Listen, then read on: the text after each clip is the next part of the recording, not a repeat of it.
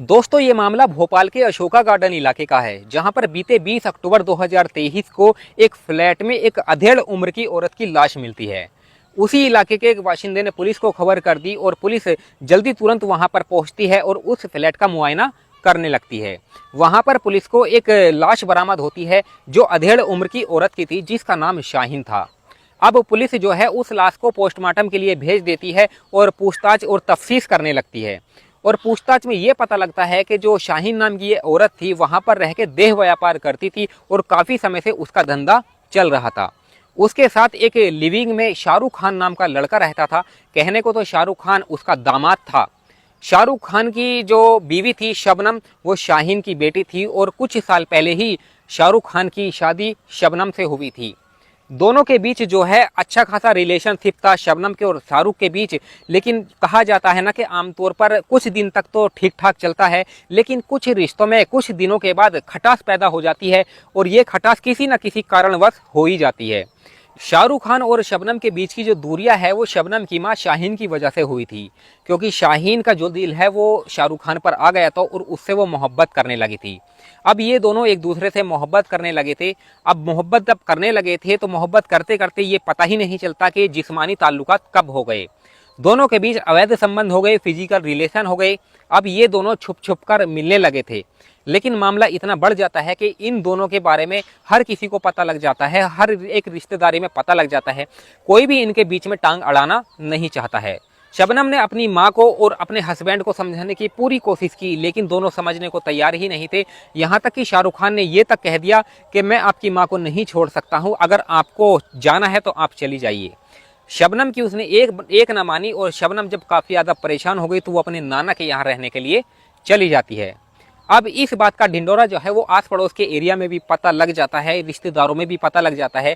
अब ये दोनों एक दूसरे के साथ मरने जीने की कस्में भी खा चुके थे। शाहरुख खान ने शबनम को छोड़ दिया था और शबनम की मां शाहीन ने अपने पति को छोड़ दिया था। अब ये दोनों एक जगह लिविंग में रहने लगे थे। लेकिन कुछ दिनों के बाद शाहरुख खान को कुछ चौंकाने वाली बातें पता लग जाती है। शाहरुख खान को पता लगता है जो शबनम की मां शाहीन है, जिसके साथ वो बड़े मजे से रह रहा था और उसके साथ शारीरिक संबंध बनाता था, उसके साथ जीने मरने की कस्में खा चुका था, उसको कुछ लोगों से पता चला कि वो काफ़ी दिनों से देह व्यापार करती है। ये बात आस पड़ोस के लोगों को पहले से ही पता थी, लेकिन शाहरुख खान को अभी अभी पता चली है। जब शाहरुख खान को इस बात का पता लगता है तो शाहरुख खान बड़े सदमे में चला जाता है और हैरान होता है कि जिसने अपनी नेक बीवी और जवान बीवी को एक अधेड़ उम्र की औरत के बदचलन औरत की वजह से छोड़ दिया। अब उसको समझ में आ चुका था कि उसने बहुत बड़ी गलती की है। अब होने को तो कुछ हो ही नहीं सकता था और जो होना था वो हो चुका था। शाहरुख खान ने शाहीन को समझाने की बहुत कोशिश की कि वो इस देह व्यापार को छोड़ दे और वो मेरे साथ रहने लगे, लेकिन शाहीन ने शाहरुख खान से साफ साफ इनकार कर दिया कि वो ये धंधा नहीं छोड़ने वाली है। अब शाहरुख खान पूरी बात समझ चुका था कि उसने जो गलती की है वो इस दुनिया में सबसे बड़ी गलती की है, अपनी जवान नेक बीवी को छोड़कर। धीरे धीरे समय गुजरता चला जाता है। शाहरुख खान शाहीन को समझाता है, लेकिन शाहीन समझने को तैयार ही नहीं थी।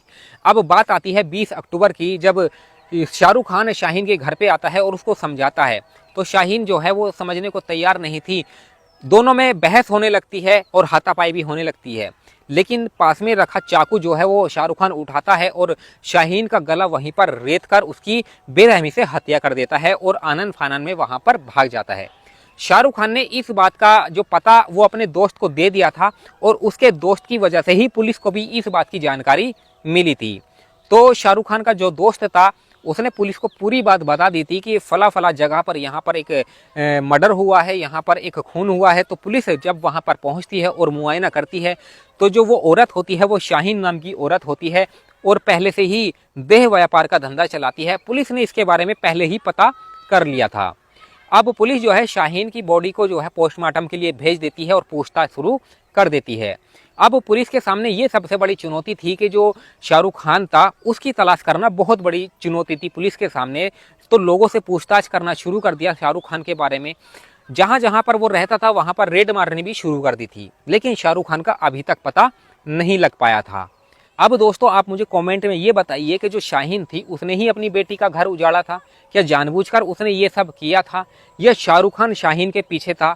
ये दोस्तों मैं आपको अभी बताऊंगा। लेकिन कहा जाता है ना कि जब जिस्म का धंधा जब शुरू होता है तो उसमें ये पता ही नहीं लग पाता है, अपने रिश्ते नाते भूल जाता है आदमी कि कौन किससे संबंध बना रहा है।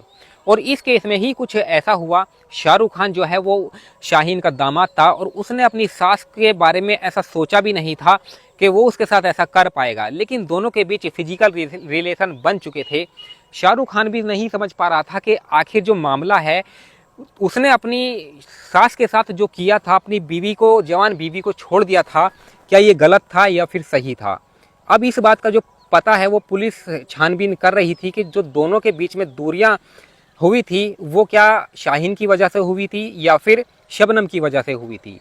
अब इसके बारे में जो है पुलिस पूरी तरीके से छानबीन कर रही थी और शाहरुख के भी जो है जगह जगह पर रेड लगाई जा रही थी उसको पकड़ने के लिए। लेकिन सूत्रों से जो अभी पता चला है तो शाहरुख खान जो है अभी पकड़ा नहीं गया था, उसके ऊपर कानूनी कार्रवाई की जा रही थी।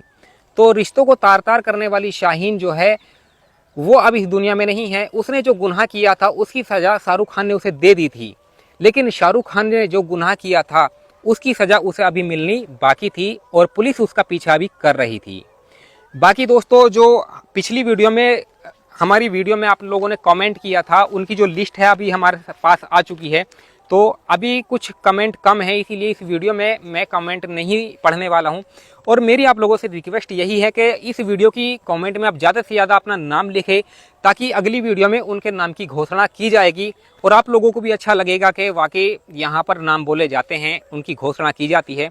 नाम के साथ साथ अपनी सिटी का नाम जरूर लिखें, क्योंकि कई बार ऐसा होता है ना कि कुछ लोग एक एक नाम से दो दो कमेंट कर देते हैं, तो पता ही नहीं लग पाता है कि कौन कहाँ से कमेंट कर रहा है। इसीलिए आप अपनी सिटी का नाम जरूर लिखें ताकि कमेंट पढ़ने में मुझे आसानी हो। तो इस वीडियो में बाकी इतना ही। और अभी तक अगर आपने हमारे चैनल को सब्सक्राइब नहीं किया है तो चैनल को सब्सक्राइब कर लीजिएगा, क्योंकि इस तरह की क्राइम की वीडियो मैं अपने चैनल पर लाता रहता हूं। बाकी उम्मीद करता हूं आप लोग अपने परिवार में खुश होंगे, मस्त होंगे। मिलते हैं फिर किसी और वीडियो में, तब तक धन्यवाद।